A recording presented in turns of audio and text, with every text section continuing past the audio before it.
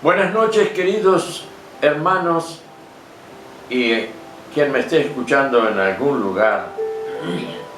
Aquí estamos, otra vez, 30 minutos. Está un poco tiempo, pero bueno, algo podemos hacer con 30 minutos, haciéndote llegar un pasaje de las Escrituras. Y antes de empezar, voy a volver a mi vieja frase, que en otro tiempo y en muchas grabaciones quedó plasmada, después por X razones quedó arrumbada en un costado, pero la encontré y dije, qué linda frase. Y yo la tenía como el ingreso de esta grabación. Dice así: la palabra hablada solo queda completa en el oído del que la entiende. Y ese es mi deseo. Yo no te predico para que no entiendas nada. Porque si yo lo pude entender, lo que yo entiendo, entonces podrás entenderlo tú, mi hermano, mi hermana. Ya te he dicho entonces esa frase famosa. Se me hizo famosa a mí porque la repetía en cada grabación. Estamos en el capítulo 19 del libro de Juan, apóstol Juan. Y vamos a hacer una lectura rápida para llegar al punto donde yo considero crucial la situación entre Pilato y Jesús. Así que, dice el versículo 1 del capítulo 19, entonces tomó Pilato a Jesús y lo azotó. Fácil. Versículo corto, pero la flagelación que le hicieron, casi lo mataron. Casi lo mataron. Algunos dicen que no murió porque realmente su cuerpo era de una contextura física pero muy resistente. Y los soldados entretejieron una corona de espinas y la pusieron sobre su cabeza y le vistieron con un manto de púrpura. Evidentemente púrpura, manto rojo que se usaba en la realeza. Evidentemente que habrían escuchado lo que él decía, que la gente decía, él no lo dijo, la gente decía, él se hace el rey de los judíos. Y él dice que él es el rey de los judíos. Por eso los soldados, la soldadesca siempre ignorante, escuchando eso, y ahora Pilato se los entrega para flagelarlo. Entonces un rey no puede estar sin corona. Así que, miren ustedes, le fabrican una corona de espinas, de esas tipo acacia, con espinas largas y puntiagudas, y se la clavan en la cabeza. La pusieron sobre su cabeza, dice, y le vistieron con un manto de púrpura. Y le decían, lo saludaban, burlándose. Qué tremendo, ya esto comienza totalmente, acá está ya en marcha la pasión de Jesús. Salve el rey de los judíos, y le daban bofetadas.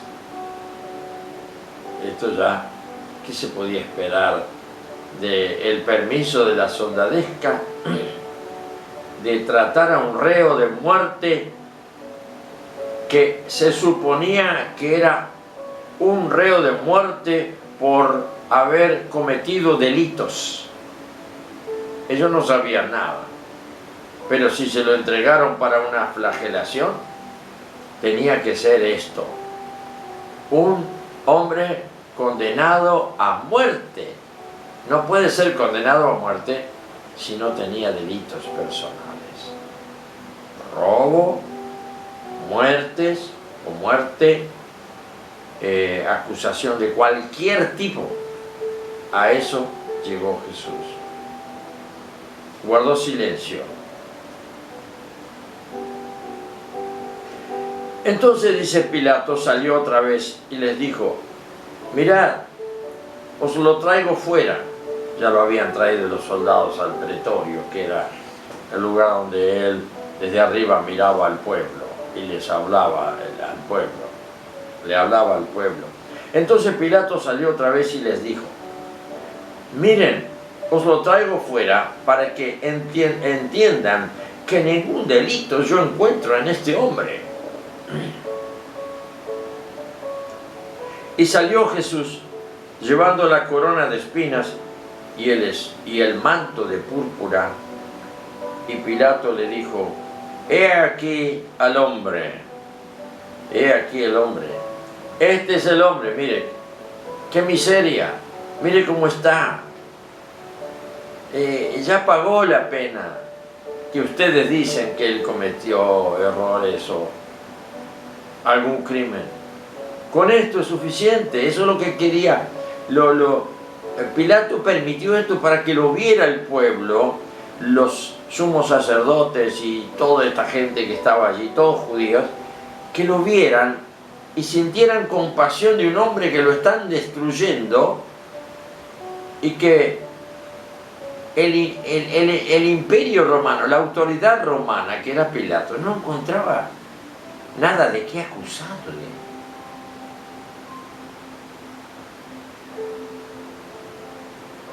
Cuando le vieron los principales sacerdotes y alguaciles, eran los alguaciles, policías del templo, dieron voces, comenzaron a gritar, diciendo: crucifícale. ¿Qué había atrás de esto? 2 veces, crucifícale, crucifícale. Pilato les dijo: tomadle vosotros y crucificadle, porque yo no hallo delito en él.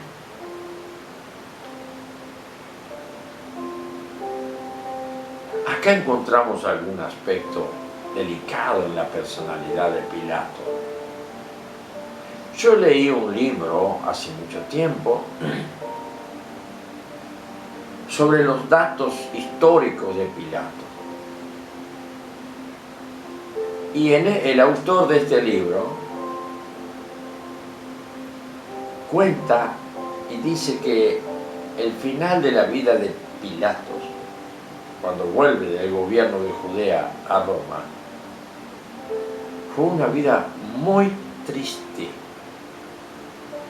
Un hombre fracasado, un hombre sin ánimo, un hombre derruido, destruido. Y me he preguntado, ¿sería que Pilato quedó frustrado? Sí, pero que él, sabiendo que era inocente, lo entregó para que lo maten. ¿No se sintió él también un asesino?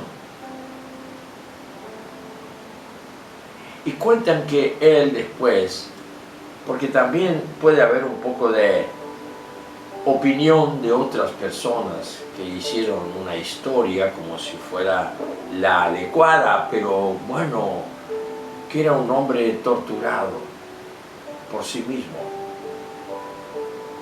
que no tenía buena actuación y que se volvió solitario por este hecho. Algo le impactó en esta persona.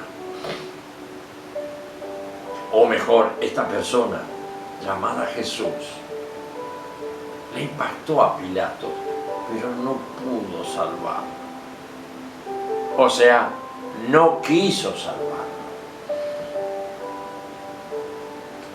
Ahora bien, estaba en el plan del Padre que Pilato hiciera como hizo. Como estaba en el plan del Padre que Judas lo entregara como lo entregó. El Padre tenía que acomodar las circunstancias, sino de qué manera iba a morir. Y tenía que morir como un condenado a muerte por delitos. Ahora no figuró en ningún momento el delito de Jesús.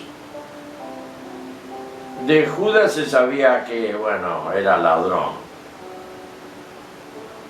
Cada persona tenía su forma de vivir.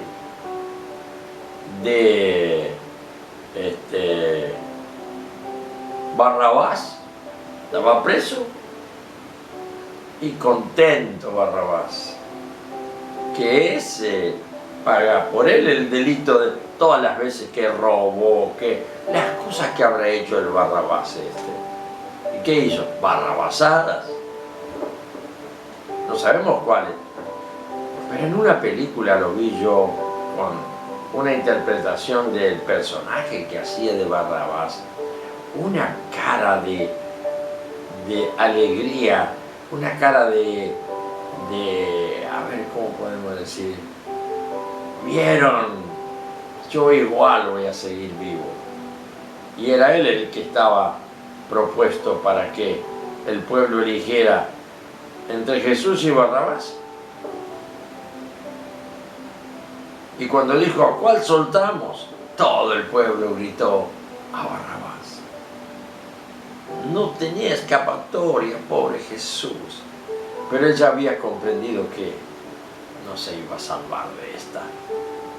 Y que porque no se iba a salvar de esta, una forma de decir,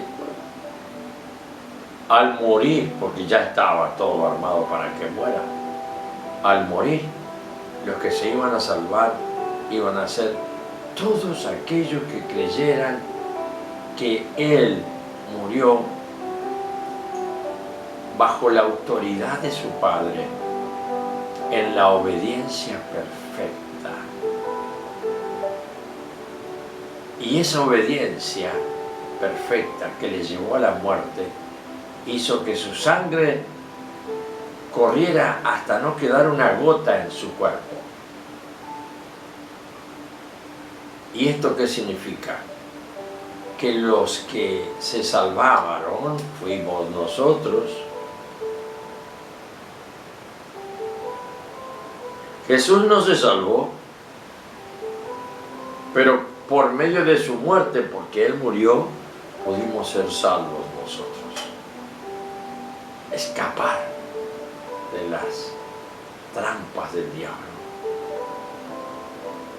Escapar de las garras de Satanás, príncipe de las tinieblas, declarado Dios de la muerte, porque Él es el padre de la mentira, desde el principio, dice la Escritura, y es el Dios de la muerte, porque Él no sabe otra cosa.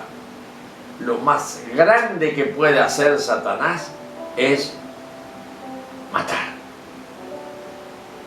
Y dice la palabra que Él vino a la tierra para robar, destruir y matar. Es lo que sabe hacer. Es lo que Él le sale en forma natural. ¿Cuántas cosas a nosotros nos salen en forma natural, no es cierto? Porque lo llevamos como adentro, con una capacidad de impulsos, ya lo ejecutamos. El enemigo no puede ser bueno, el diablo no puede ser bueno, porque es eso. En su naturaleza solo hay destrucción y muerte. Misterio de la creación y misterio de Dios. Un día lo sabremos un poco mejor a todo esto, o nunca. Pero ¿qué importa si creemos que Él es nuestro Salvador? Porque Él quiso obedecer a su Padre. O sea que el que planificó esta obra de salvación fue su papá. Y en ese encuentro entre el Padre y el Hijo, en la sala de conferencias del reino, allí habló el Padre, expuso la situación del hombre. ¿Y qué pasó? La tercera persona de Dios, el Espíritu Santo, estaba ahí apretándose, poniéndose las manos en la cara, porque todo todo indicaba que el que tenía que pagar el precio era un hombre. ¿Qué hombre sería que iba a pagar el precio de la ofensa de Adán y Eva? Una ofensa que, como culpa, quedó marcada toda la historia de la humanidad. Todos somos culpables del pecado de Adán. Pero curiosamente, nadie va al infierno porque Adán pecó. Pero es tan fuerte la herencia de la concupiscencia del pecado que hereda cada ser humano que nace, que nace y pasa un tiempo, X tiempo, hasta que comienza el uso de razón, como se dice, y empieza a distinguir entre lo bueno y lo malo. Y comienza a elegir, porque está en él, porque su naturaleza es elegir, y elige entre lo que se le presenta. Y Dios no está presente porque lo perdió Adán y toda la descendencia. Como lo perdió, entonces el hombre ahora, ¿qué es lo que hace? Sigue ahora con el impulso interno, natural, de elegir entre el bien y el mal. Y entonces, cuando él elige entre el bien y el mal, comienza a cometer el error, no dar en el blanco, y empieza a crear en sí mismo, producir en sí mismo obras malas y obras buenas.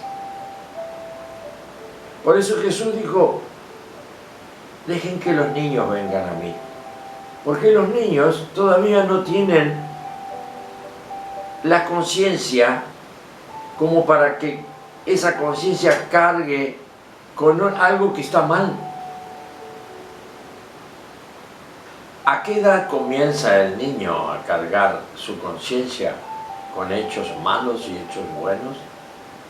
Cuando pretende, porque el impulso es disfrutar de algo, buscarlo, hacerlo, y entonces cuando lo hace siente condenación.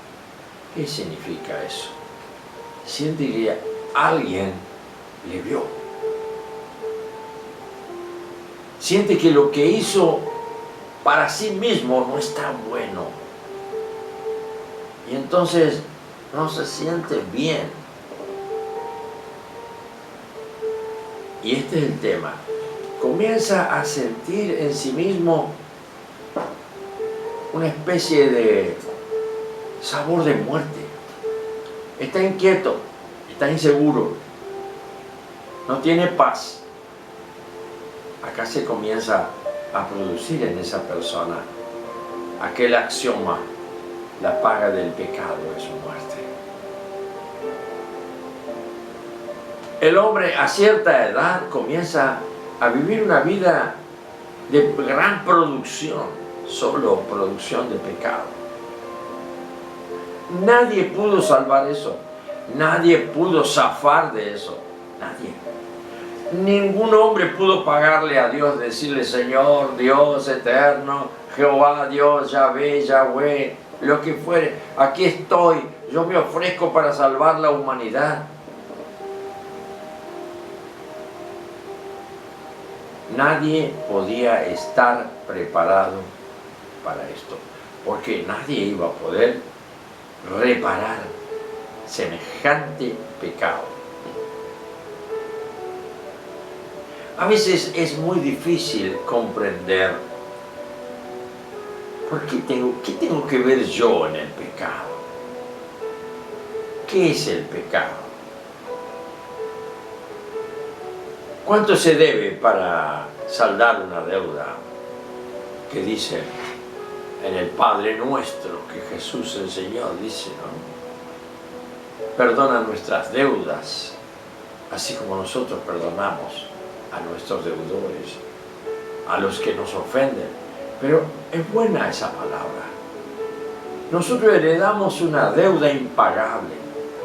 Le heredamos desde el primer hombre que se erigió a sí mismo como Dios y quiso ser igual que Dios y le salió re mal. Solo Dios puede manejar el bien y el mal y el hombre no. Curiosamente esto hace que aparezca un problema. Y yo en otro tiempo contaba una imaginación anecdótica. Acá muy cerca tenía su casita un hombre que se había jubilado del ferrocarril y se había dedicado a la vivida. Así que él vivía en una casita de madera y chapa de zinc, mal visto por el pueblo.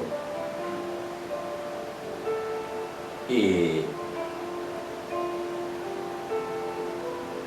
todos los días, a las 10 de la mañana, salía, se le veía, caminaba una cuadra y algo, iba hasta el almacén y venía con su cajita de termidor. El hombre no se alimentaba, pero se tomaba su vino y eso le fue dejando esquelético. Cada vez menos representante del género humano.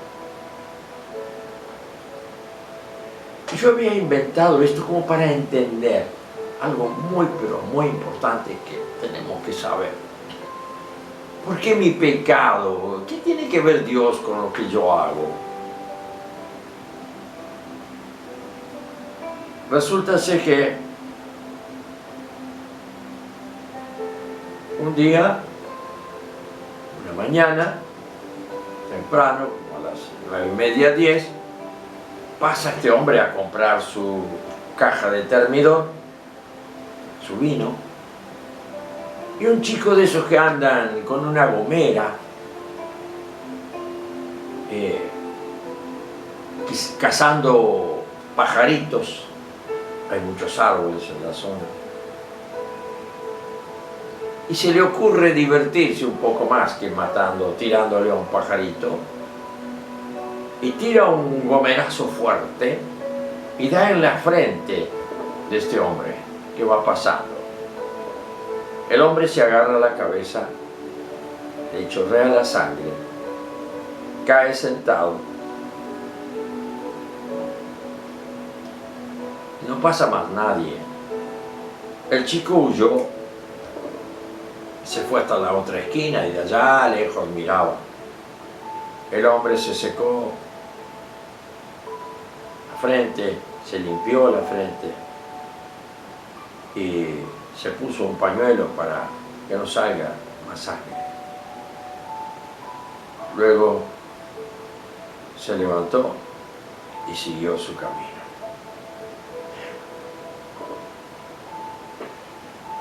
De una manera extraña, ese día era un día en que el señor intendente del pueblo iba a recibir al gobernador.